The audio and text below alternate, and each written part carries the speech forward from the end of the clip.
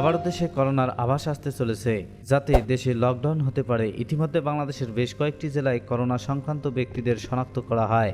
5 বছর পূর্বে এই ভাইরাসের কারণে নিহত হয়েছিল কোটি কোটি মানুষ, আক্রান্ত হয়েছে লাখ লাখ লোকজন। আর এই ভাইরাসের কারণে থমকে গিয়েছিল পুরো পৃথিবী। শাটডাউন আর ঘরবন্দি থাকতে হয়েছে দিনের পর দিন মানুষগুলোকে। কঠিন এবং মর্মান্তিক এক সময়ের সাক্ষী হয়েছে গোটা পৃথিবীর মানুষ। বন্ধুরা, আশা করি সবাই ভালো আছেন। আর হ্যাঁ, বর্তমানে করোনা ভাইরাস সম্পর্কে যদি জানতে চান বা এই ভাইরাসের আক্রমণ কীরকম হতে পারে তা জানতে আমাদের চ্যানেলে লাইক, কমেন্ট ও সাবস্ক্রাইব করে পাশেই থাকুন। বৈশ্বিক সেই মহামারীর কথা মনে করিয়ে দিচ্ছেন সেই কোভিড-19 নোবেল করোনা ভাইরাস। আর এই ভাইরাসের কারণে থমকে আছে পৃথিবীর মানুষ।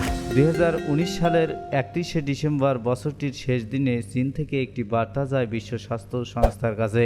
তখন পৃথিবীবাসী বুঝতে পারেনি নতুন বছরটি এতটা ভয়াবহ এক সময় আসতে চলেছে। চীন সেই বার্তায় জানায় যে ওহান প্রদেশে নিউমোনিয়ার মতো একটি রোগের দ্রুত বিস্তার ঘটেছে। থমকে বসে বিশ্ব স্বাস্থ্য সংস্থার WHO অতীতের অভিজ্ঞতা থেকে শিক্ষা নিয়ে দ্রুত পৃথিবীর দেশে চীনের সেই বার্তা পৌঁছে দেয়। কিন্তু ধারণার চেয়ে দ্রুত গতিতে ছড়িয়ে পড়তে শুরু করে ভাইরাসটি। বাড়তে থাকে মৃত্যু এবং পরিস্থিতি ভয়াবহ হওয়ায় পৃথিবীব্যাপী করা হয় টোটাল শাটডাউন। চীনের উহান থেকে খুব অল্প সময়ের মধ্যে ইউরোপ, আমেরিকা ও সারা পৃথিবীর মধ্যে ছড়িয়ে পড়ে এই মহামারী রোগ। বিশ্বজুড়ে সংক্রমণের পরিমাণের ভিত্তিতে 2020 সালের 11ই মার্চ করোনাকে বৈশ্বিক মহামারী ঘোষণা করে বিশ্ব স্বাস্থ্য সংস্থা WHO। সেই সঙ্গে করোনা মোকাবেলায় জরুরি ভিত্তিতে পদক্ষেপ নেওয়ার আহ্বান জানানো হয়। কিন্তু কোনো কারণে ভাইরাসটিকে নিস্তেজ করা যায় নাই। দেশ থেকে দেশ, এক জনপদ থেকে আরেক জনপদে লকডাউন আর শাটডাউন বিশ্বের 70 থেকে 71 লাখ মানুষের প্রাণ কেড়ে নেয় এই মহামারী করোনা ভাইরাসটি। করোনার মৃত্যুর মিছিলের পাশাপাশি পৃথিবীর মানুষকে মানিয়ে নিতে হয় নতুন এক জীবনধারার সংগ্রামকে। লকডাউন আর বিধিনিষেধের বেড়াজালে আটকে পড়ে মানুষগুলো।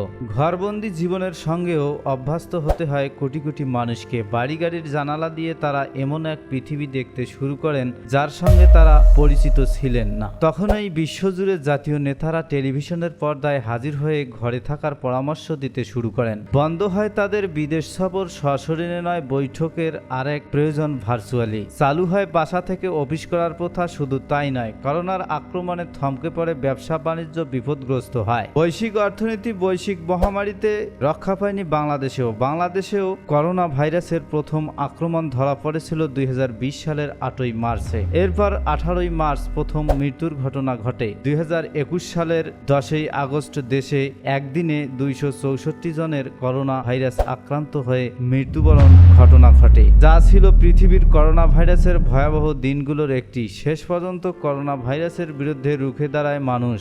ভাইরাসটির জিনগত বৈশিষ্ট্য নিরূপণের 1 বছর পর করোনা ভাইরাসটির ভ্যাকসিন আবিষ্কার করে ফেলেন বিজ্ঞানীরা। জরুরি পরিস্থিতিতে বিবেচনায় ভ্যাকসিনের অনুমোদন দিতে থাকে যুক্তরাষ্ট্র, আমেরিকা সহ বিশ্ব স্বাস্থ্য সংস্থার WHO।